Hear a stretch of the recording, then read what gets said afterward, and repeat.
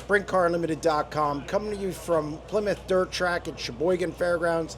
World of Outlaws, we're here with winner Rico Abreu. Rico, just keep rolling. Doesn't matter if it's high limit, World of Outlaws, you're up front. Yeah, we're just structuring good nights together and just trying to stay consistent with the baseline. And you can get off really easily in this industry, just with how competitive the sport is, and get off a couple tenths qualifying, and it changes the whole outcome of your night. So just really thankful to be racing with the best crew chief in the business, Ricky Warner. It's our 4th year racing together, and we're just really working well during these times. And I think when the nights go rough is really what shows the integrity of the race team, and processing things and just working through problems of why the car is not fast and dissecting it. And I think that's really where when you're in position to win these races, you can utilize those that data collected and those tools. And I have Brady Forbrook and Zach Middlebrooks, who make sure nothing falls off this race car, and they just do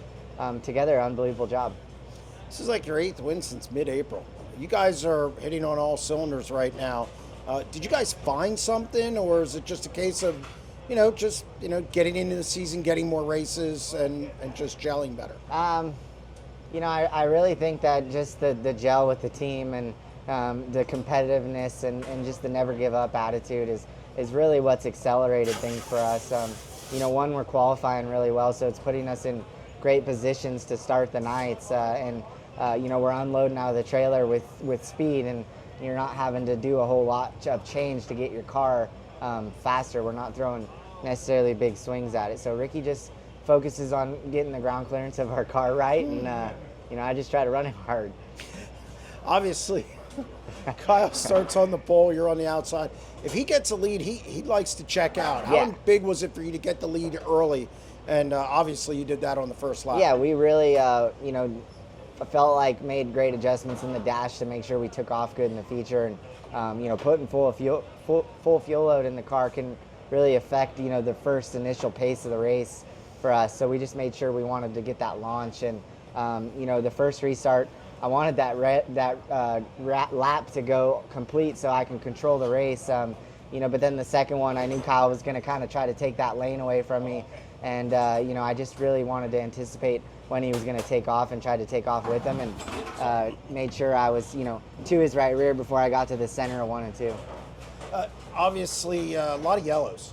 How difficult is that when you're setting the pace and you want to control the race and you can't because of all the cautions? Yeah, I mean, it's it can be good and bad. Like, I feel like tonight I needed the laps to get the air pressures to build up in my car, because it started feeling better and better as the laps went. And for the amount of caution laps we ran in the red flag with Kyle, I think it really lowered the air pressure for us, and made it a little more difficult for me to fire off and just get a good pace going. So it's just things that we got to dissect. We can maybe play with the delays on our bleeders, and it's just understand how to get better. Just because I feel like I gave up a lot of real estate into turn 1 every time I'd kind of dump it off in there and not have growth in the right rear tire. I was I'd go into a big monster truck push there. Buddy was on you there at the end, and you guys made contact on the coming out of turn 4. What happened? Yeah, it just got tight racing, and I feel like I pushed twice and opened the door up for him to get to me, and I ran the bottom in traffic just because lap cars were kind of pacing me a little bit better down there, following lap cars up top, and I just didn't really want to get up and start spinning everywhere and then lose a bunch of time to the guys behind me, and open the door up for Buddy, and he left me a tick room off of 4, and I just kind of shot the hole there and made contact, and just drag raced him into turn 1. How important is it to win a World of Outlaws race? Because the big races are coming up. You race a lot of high limit races, so you don't see these guys that much.